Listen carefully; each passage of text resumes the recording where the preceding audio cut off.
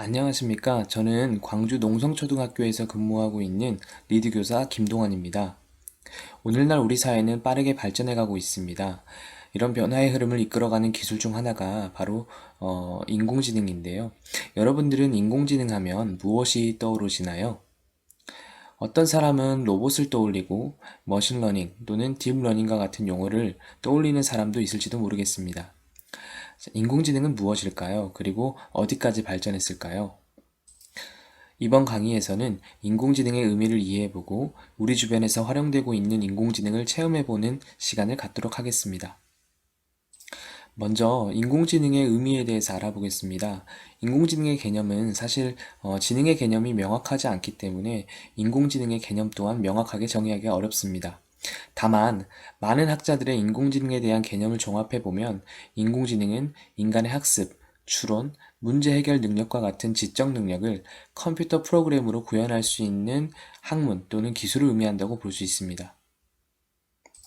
인공지능은 크게 범용 인공지능과 좁은 인공지능 두 가지로 나누어 볼 수 있습니다.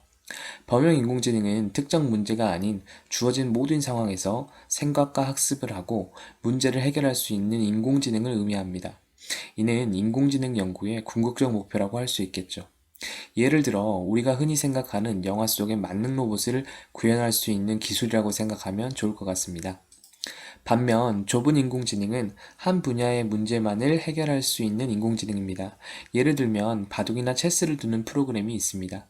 이러한 프로그램들은 바둑이나 체스 외에 다른 문제는 해결하지 못하죠. 인공지능이란 용어는 1956년 미국 다트머스 대학에서 열린 학회에서 존 맥카시가 처음 사용하였습니다. 그러나 인공지능에 대한 개념 자체는 그 이전부터 존재했다고 볼 수 있는데요. 이미 1950년 앨런 튜링이 생각하는 기계와 지능이라는 논문을 통해 인공지능을 판별하는 방법을 제시하면서 인공지능의 가능성을 제안하였기 때문이죠. 인공지능에 대한 논의와 연구 결과는 최근에 들어서 더욱 구체화되고 발전된 모습으로 나타나고 있습니다. 왜냐하면 이제는 클라우드나 GPU와 같은 컴퓨팅 인프라와 인공지능을 학습시킬 수 있는 충분한 데이터를 확보할 수 있게 되었기 때문이죠. 주변에서 흔히 볼 수 있는 인공지능에 대한 오해도 있습니다. 로봇은 인공지능이다 라고 생각하는 건데요. 그러나 엄밀히 말하면 여러분들이 떠올린 로봇은 그 자체가 인공지능이라기보다는 인공지능이 탑재된 로봇이라고 생각해야겠죠. 또 많은 사람들이 인공지능과 머신러닝, 딥러닝을 비슷한 내용으로 생각합니다. 그러나 셋의 의미는 다릅니다. 보이는 그림처럼 인공지능이 가장 포괄적인 의미를 지니고 있고 인공지능을 구현하기 위한 대표적인 방법 중 하나가 머신러닝입니다. 그리고 딥러닝은 머신러닝의 여러 분야 중 하나로서 인간의 뉴런과 비슷한 인공신경망 방식을 기반으로 만든 것입니다. 머신러닝과 딥러닝의 차이는 머신러닝은 컴퓨터에게 개발자가 먼저 다양한 정보를 가르치고 그 학습한 결과에 따라 컴퓨터가 새로운 것을 예측합니다. 반면에 딥러닝은 가르치는 과정을 거치지 않고 스스로 많은 데이터를 통해 학습하고 미래의 상황을 예측할 수 있죠. 지금까지 인공지능에 대한 의미와 역사, 그리고 오해들에 대해서 간단히 알아보았습니다. 그렇다면 이제 우리 삶 속에서 사용되고 있는 간단한 인공지능을 체험해 볼까요? 먼저 스노우라는 어플리케이션을 소개하겠습니다. 스노우 앱은 전 세계 2억 명이 사용하는 카메라 어플리케이션인데요. 이 앱은 인공지능을 활용해서 화면에 보이는 사진들처럼 셀피나 사물 촬영할 때에 눈, 코, 입과 사물의 위치를 스스로 인식해서 적절한 위치에 스티커, 필터 등을 적용해서 개성 있는 사진이나 동영상을 만들 수 있게 합니다. 스노우 앱을 체험하는 방법은 첫째, 어플을 다운받는 곳에서 스노우를 검색합니다. 그리고 해당 모양의 스노우 어플을 찾아 설치하면 됩니다. 이제 여러분들의 스마트폰에는 스노우 어플을 사용할 수가 있습니다. 스노우 어플은 다양한 스티커와 필터 기능이 있는데요. 그 중에 AR 이모지 셀피 촬영 방법을 소개하겠습니다. 먼저 스노우 어플을 눌러 실행시키면 이 화면 왼쪽에 나오는 첫 번째 화면이 나옵니다. 화면 하단에 스티커를 눌러주세요.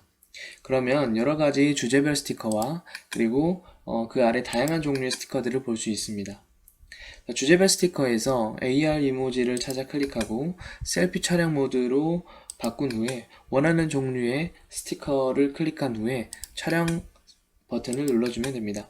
자, 마지막으로 찍은 사진은 다시 한번 수정할 수 있고요. 자, 저장하기 버튼을 눌러서 여러분들의 스마트폰 갤러리에 저장할 수 있습니다.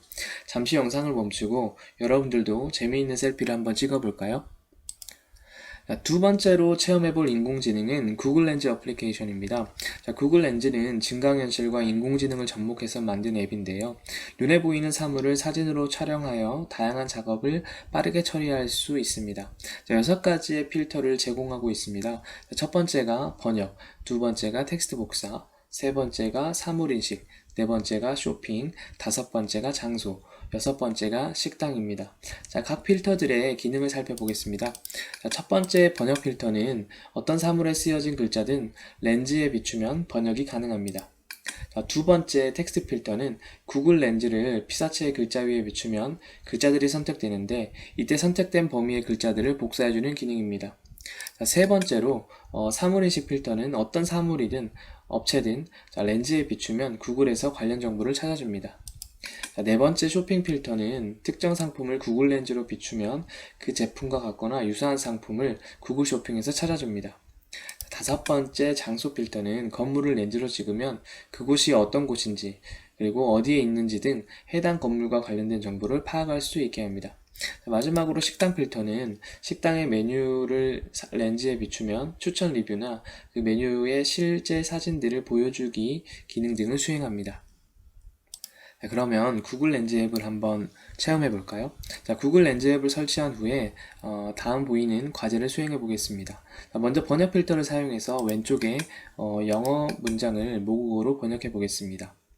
자, 번역이 끝났다면 이번에는 사물인식 필터를 사용해 볼까요?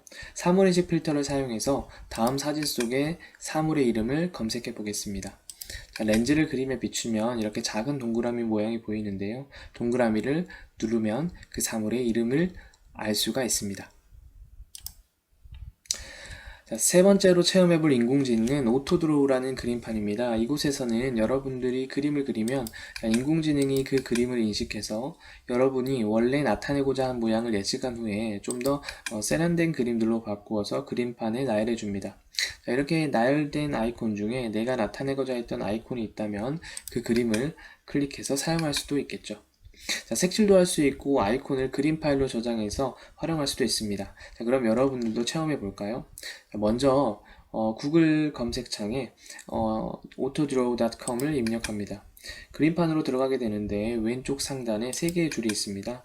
클릭하면 다양한 메뉴들이 나오는데요. 특히 이 How to 메뉴는 오토드로우에 대한 사용법을 간략하게 소개해 놨습니다. 읽어보고 시작하는 것도 좋고요.